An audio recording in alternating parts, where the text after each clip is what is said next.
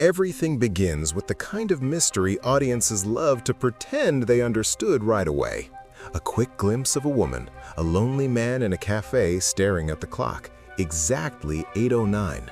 He looks at the door, waits a few seconds, gets disappointed, like someone waiting for a drive-through order that never comes, and leaves. But this seemingly ordinary scene already carries the weight of destiny, because this man is Chris, and he isn't late for breakfast, he's late for the future. Cut to Las Vegas, where Chris does what Vegas does best: illusion. He performs as a magician, predicting small events before they happen, like a woman's necklace falling on stage. The audience is impressed, while a couple argues over whether it's real or just another cheap trick. A classic debate among people who still believe the casino wants what's best for them. Chris reveals he makes very little money from the show and supplements his income by betting against the house, always in small amounts to avoid drawing attention. He also clarifies something important: he's not God. He can only see 2 minutes into his own future, except for one persistent vision: the woman from the cafe. When the casino starts to suspect Chris is cheating, he literally looks straight at the camera as if to say, "Yes, I know you're there." Security is called, but before that, Chris sees something worse: a robbery that hasn't happened yet. A man will pull out a gun and kill a cashier and a police officer. Before this becomes reality, Chris acts, disarms the robber, and instantly becomes the villain of the story. Security shows up, guns raised, and a chase begins. Chris escapes through the casino with an infuriating calm, dodging guards like they're traffic cones. Outside, he steals a car and launches into a police chase involving train tracks, a near collision, and yet another reminder that knowing the future is extremely helpful when you're flooring it. Meanwhile, an FBI agent named Callie reviews the footage and realizes Chris isn't just an annoying magician, he's an interesting problem, exactly the kind the government loves to use when it has no idea what it's doing. Chris meets an old friend in a garage, hands over $20,000, and receives the most useless advice in history: forget that woman. Of course, he doesn't, because he's already seen her show up at the cafe at 8:09. Callie nearly captures him, talks about a missing nuclear bomb, and tries to convince him to help. Chris predicts everything, escapes before the ambush, and makes it clear that getting inside his mind is the only way to predict his next move, a skill the FBI clearly didn't train for. The next day, the cafe.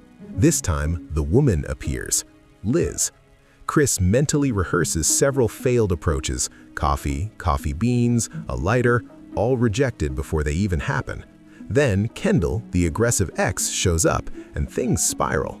Chris deliberately takes a beating, Liz sympathizes, and offers him a ride to Flagstaff. Meanwhile, the FBI discovers Chris had been going to that cafe twice a day for an entire week, always at 8:09, which is the kind of obsession that only seems romantic in movies.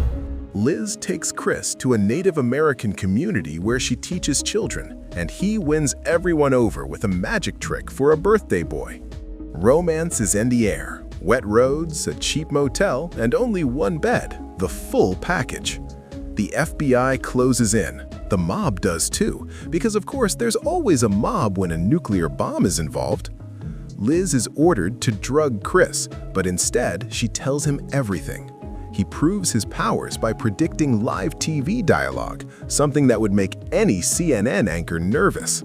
Chris escapes again, now with Liz following precise instructions written on a note. The FBI captures him and tries to force him to predict the bomb's location, but all he sees is Liz being executed in the future. He refuses to cooperate, escapes custody as easily as before, and meets Callie in a parking garage. They strike a deal: help each other. Chris fakes his own death, the mob takes the bait, and the FBI finally starts acting like it's in an action movie. Think Minority Report, but with less emotional budget. At the harbor, everything converges: FBI, mob, Liz, and a bomb that insists on changing locations. Chris guides the agents using his visions of the future, avoids explosions, dodges bullets, and literally chooses the best path among multiple possible realities.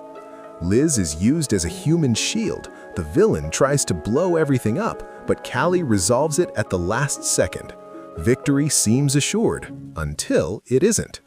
The nuclear bomb has been moved again. Chris realizes it too late. The detonation happens. Everything ends. Or does it?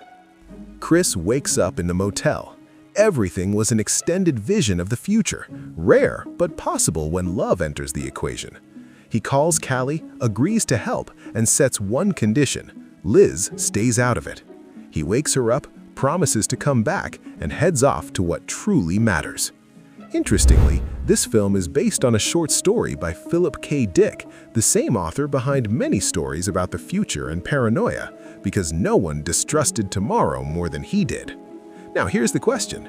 If you could see 2 minutes into your future, would you use that gift to save the world or simply to never make an important decision wrong again? Leave what you'd do in the comments. Thank you so much for your support, and count on me to bring you more videos like this. The next one is already on the screen. Just click it. I'll be waiting for you.